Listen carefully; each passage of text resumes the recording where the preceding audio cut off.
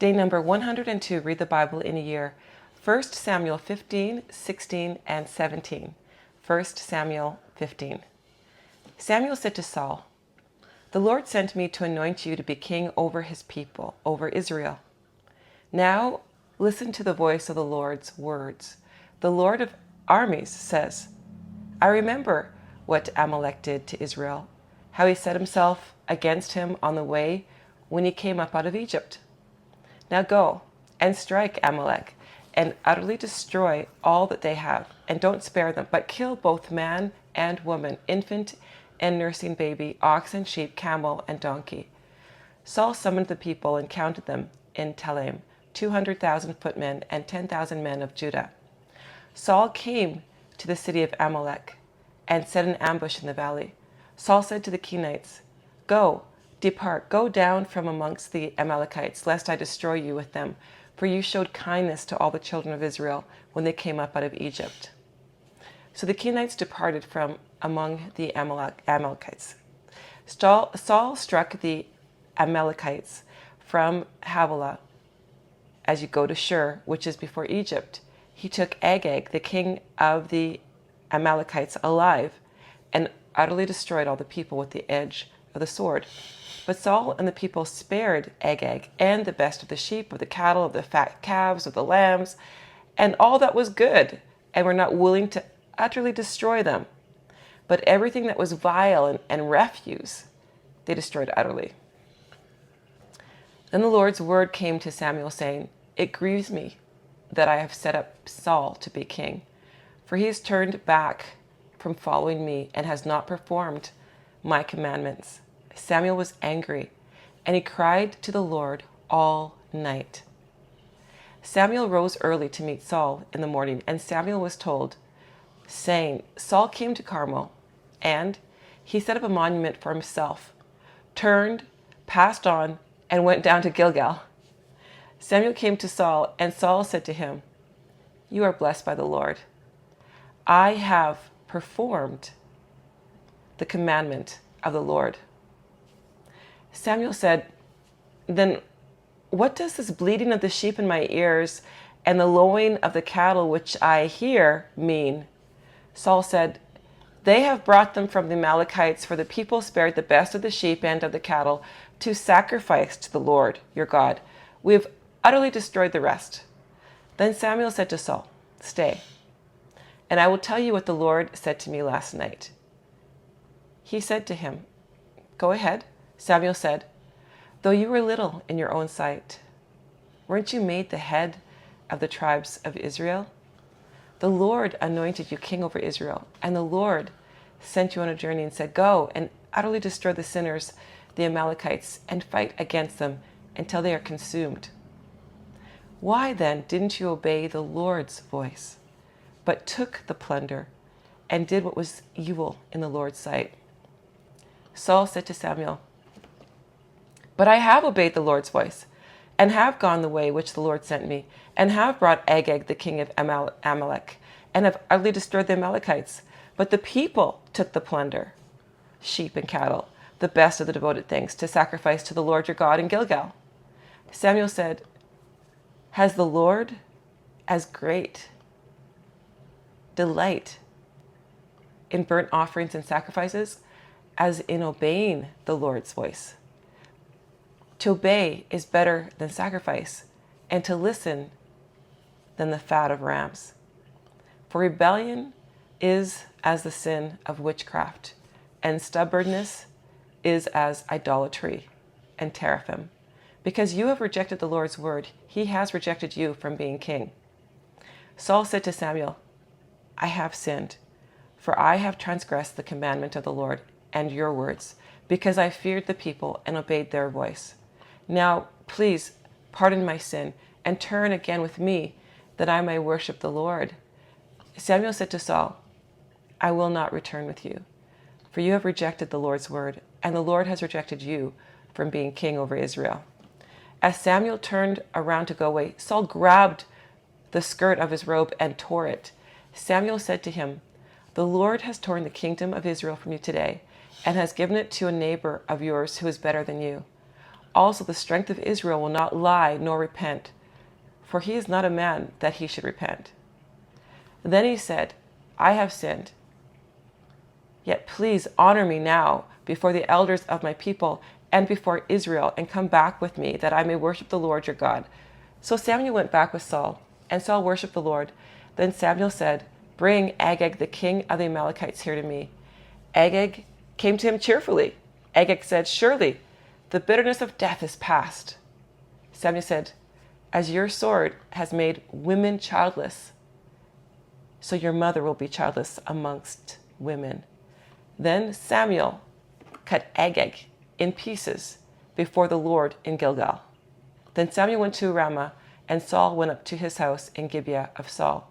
Samuel came no more to see Saul until the day of his death. But Samuel mourned for Saul. The Lord grieved that he'd made Saul king over Israel. 1 Samuel chapter 16.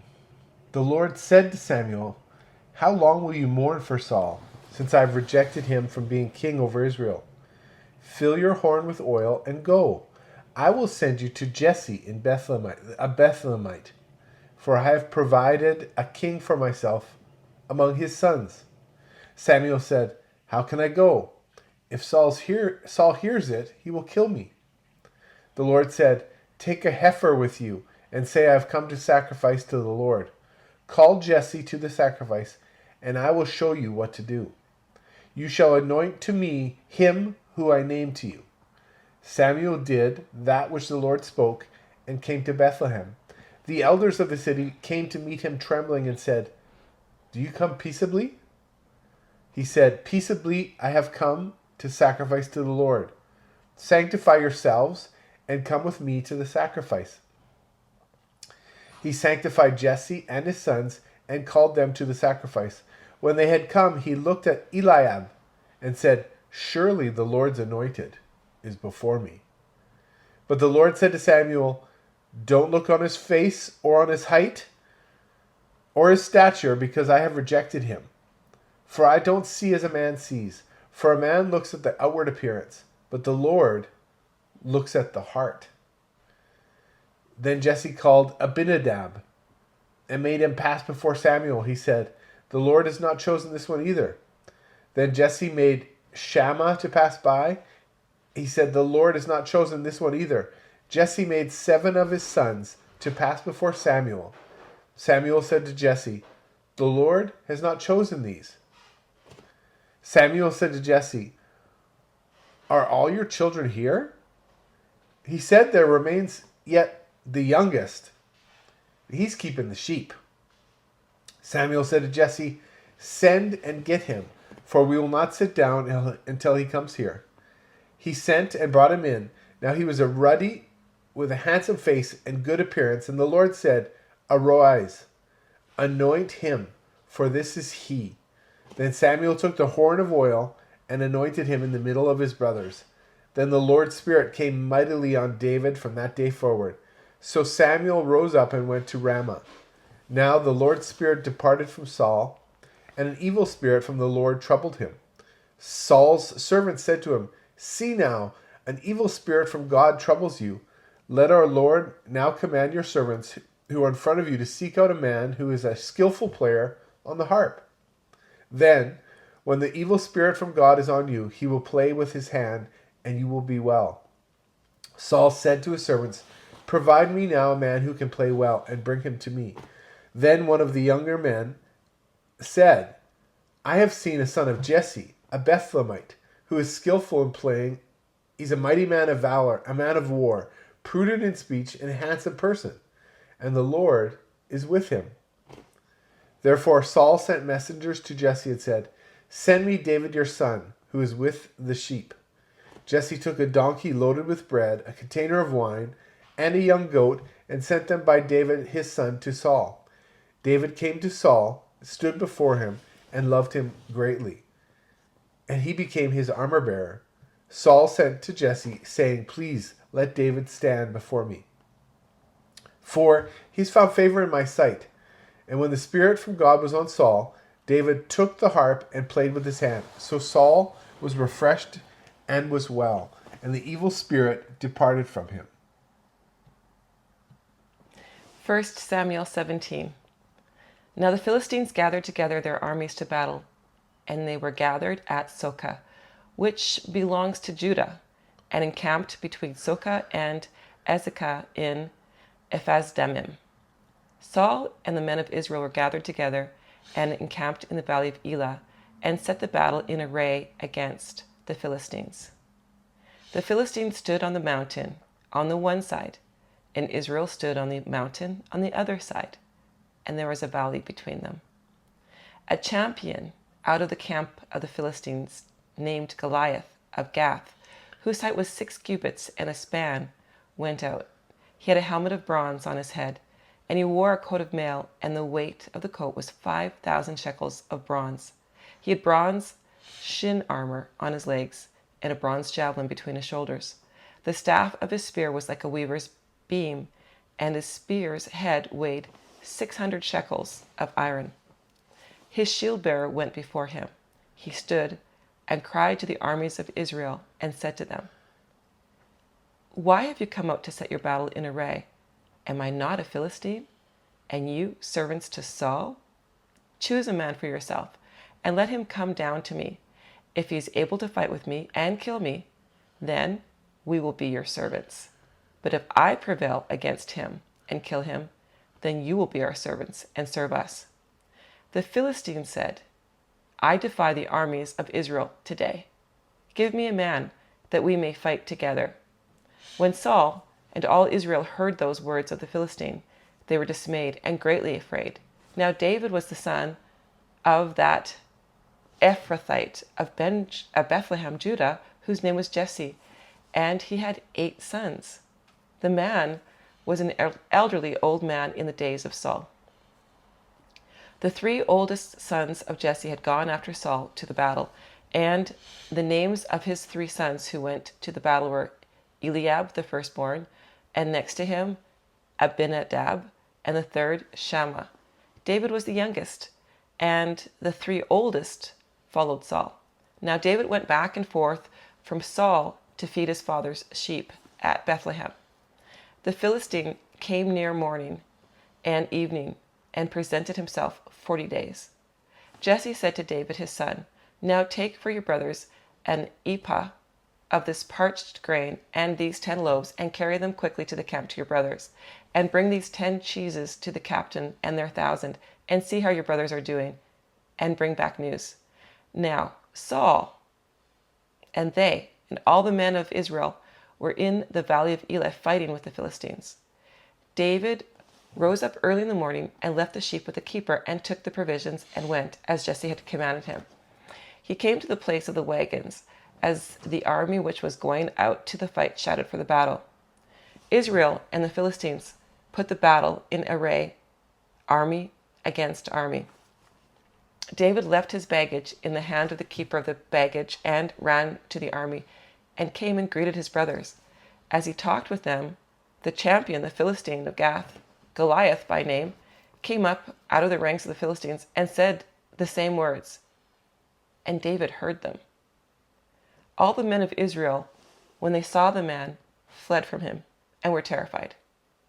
The men of Israel said, "Have you seen this man who has come up? He has surely come up to defy Israel.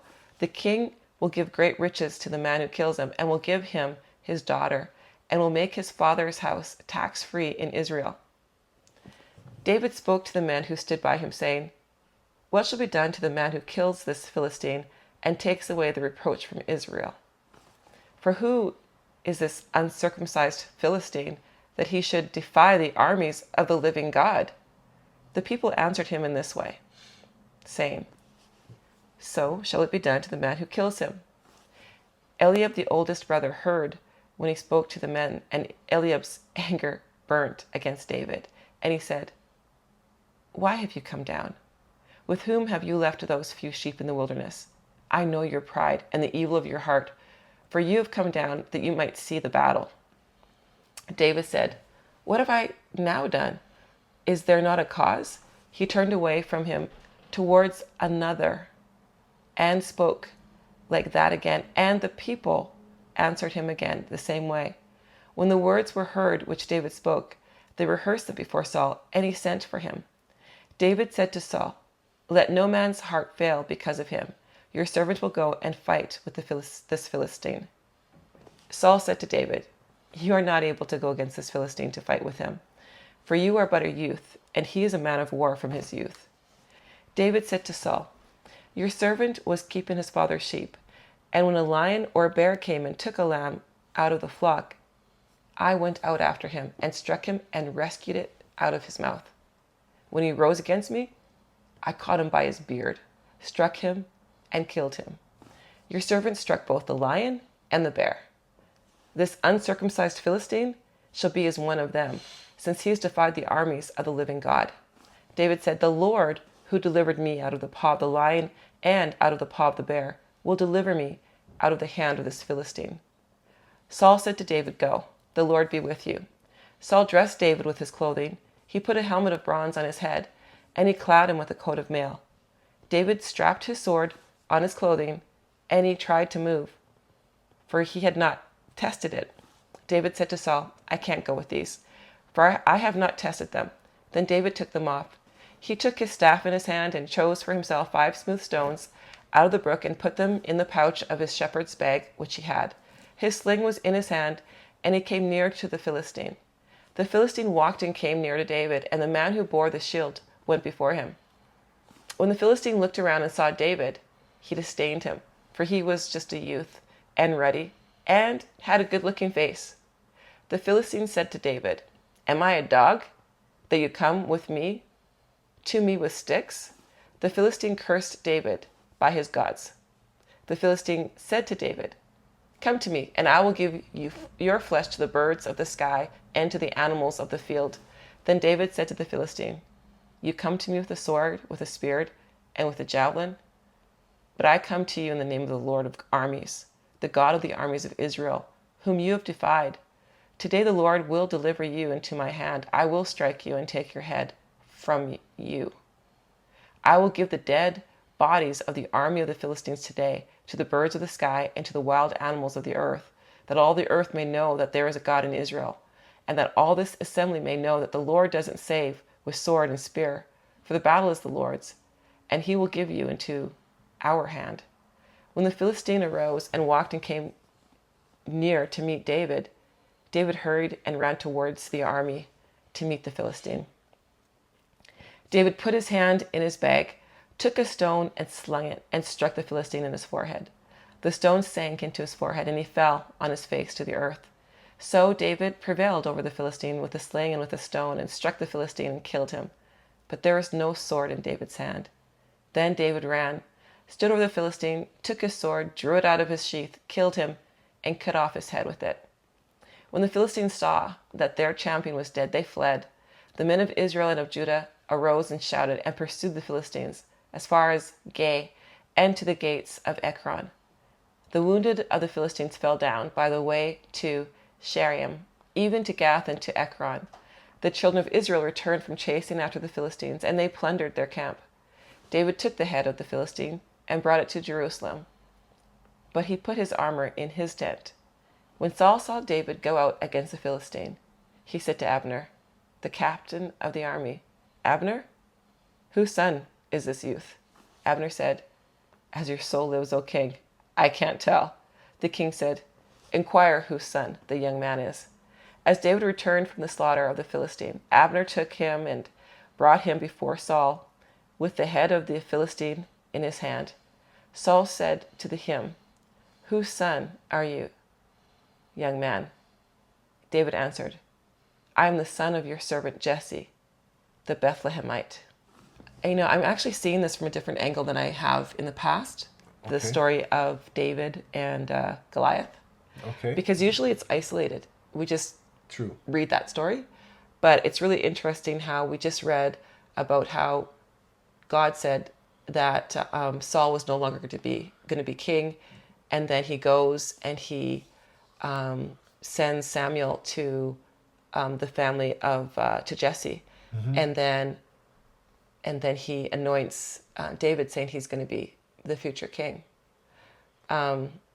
It's interesting because it's just really a contrast because the people had chosen Saul, or he was chosen. Let's just say the people didn't choose him, but he was chosen by Samuel. And he was the tallest. He was the person who stood out the most. He was the most handsome. He was the strongest. And so from outward appearances, he looked like the person who should lead Israel, because The he best looked like choice. he was the biggest and best. Sure. In contrast, we have David, who was the youngest and the smallest. And, you know, he was teased by his brothers. He wasn't respected at all. He came from humble beginnings. And there's just really a contrast in who God has chosen and versus who he did choose the first time and who he chose for the second king. Sure, okay. In David. I think what I'm reading here, it's a little bit hard to follow because it seems like Samuel in the story is jumping around a little bit.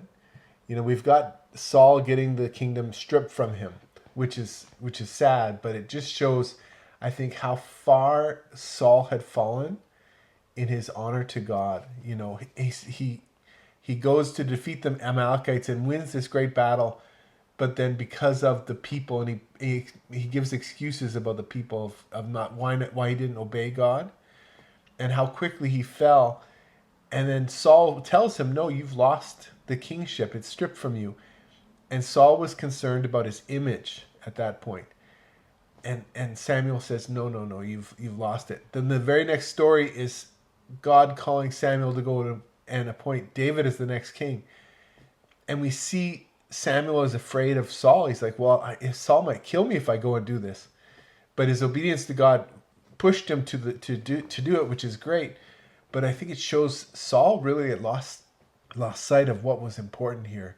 Yeah, I mean, as we're looking at who God is, his relationship with us and with us with each other, Yeah. you know, what is God teaching us here about the heart of man? He's literally saying, and he says, I don't care about the outward appearance. I don't care about your image. I don't care about, what I care about is your heart, is your devotion. And, you know, what we've read in all the different books and chapters before this is continually the message is serve God with all your heart, soul, mind, and strength. Trust him. Don't trust in your own strength, but trust in him, especially when things look difficult. And so for myself, I just see the difference in the hearts. Saul started to justify. He was a bit religious. He was still talking about God. He was still going to God. He was still asking Samuel for help, for guidance. Yet he was cutting some corners. He'd become prideful. He'd become arrogant. He was like, well, okay, do I really have to be humble to these people to listen to this? Like, he basically was taking things into his own hand. He'd lost humility. He'd become very prideful and very arrogant. Yet he was still a leader. He was still doing some things to worship God. But on the other hand, he set up an idol to himself right after that battle. Yeah, it's crazy. And so today, how can we look at this today? Watch out, leaders. True. To be arrogant, not to become prideful, not to play church, but yet in our heart of hearts, in who we really are, become, as leaders, prideful, arrogant, not 100% doing what God has called with all of our heart. Yeah. I think as leaders, it's a warning to all leaders, to all men, but especially to leaders, because there's a greater responsibility, And then you have David, on the other hand, who he was a shepherd. One of the lowest things that you could do in that time period was be living out in the fields with the sheep. But he was brave. He had a heart for God. He loved God, and he wanted to honor God. Yeah, I think it's interesting because remember we were looking at Saul, and he was a shepherd of donkeys, and here we have the guy who's going to become the next king, David. He was a shepherd of sheep. He was a protector of the people. David was a protector of some donkeys. Saul was a protector of donkeys. David was a protector of the people, that's what God was looking for in his heart. But I find it interesting that, as soon as David is appointed king, we see God working. And he gets called to be the harp or the lyre player for Saul. God was moving in the background. not, and it's a small promotion, I guess. But God was setting David up to become the future king, even at this point, right at the beginning. Yeah, it was really interesting how he's placing him in the kingdom right before the king. And, Saul does not know that the person who's playing the harp for him to calm him down, because he was literally going crazy because of, Yeah. it says, the spirit that had fallen upon Saul. He was losing his mind. Yeah. And then David was there to help calm him down with the harp. He was known about how great he was as a harp player. So someone had gone all the way to Jesse's land to go and get Saul, to bring him to the kingdom to play before Saul. So what we can see at this point is that Saul doesn't know that David has been appointed to be the next king. His successor. David knows that he was appointed to be the next king. Yet his brothers are still taunting him, right? But what we do know from David's mouth, and we don't understand, like maybe he got this blessing, it's like, yeah, maybe that'll happen, maybe it won't. Like maybe he didn't really believe it. Like I don't know what was going on in David's mind at the time, but what we do know is that he was disgusted with how the Israelites were allowing these uncircumcised, as they say, basically, these people who didn't follow God. They were allowing them to be, they were afraid of the Philistines. Yeah. He's like, what's wrong with you guys? Aren't you guys like army people? Have you forgotten? And basically what he was saying is, you have forgotten who God is. Yeah. Is that God isn't somebody who needs a sword. He doesn't need chariots. He doesn't need all these things. The people just need God. You don't need all of these other things. God will do and use whatever he needs to and whatever he wants to win. Yeah. And I just found it was just such a good reminder for us, is that we don't need to look at outward appearances. We don't need to look at how many followers somebody has. We don't need to look at how much money or how much fame or how popular somebody is, or, whatever might they might have. Mm-hmm. The important thing that God wants is our hearts and our devotion to him. And with that, courage. Yeah, it's so true. Bravery in the face of whatever is in front of us. Mm-hmm. And I think it's interesting because we get a picture here of what a spiritual man looks like. Mm-hmm. David was spiritually minded, spiritually focused, faithful man, and his brother starts condescending him, talking down to him, said, "Oh, you're prideful. You're just a punk." David was confident in his faith. Yeah. And I think when someone is really confident in their faith, God is going to work through them, irregardless of what the world throws at them. And it's sometimes intimidating for the world. Yeah, and I think that, what is faith? Faith is shown through action. Yeah. It's not merely words. It's not just saying that we follow God. The Israelites, they were the people of God. They were following God, but what was the action? They were running in fear. They were, oh my gosh, they were quivering. 40 days. Yeah, before this huge Philistine guy. And but David wasn't. His action was, let me at him. Let me do it. I can do it. He was confident because he showed his faith through his action. Yeah. He showed his humility in this way too, because he wasn't trusting in the size of himself. He was just like, God has done it in the past, and he'll do it today. True. He's helped me in the past, and he'll do it today. And so today we have the Bible. We have many, many stories of people since the Bible who have done amazing things with the strength of God.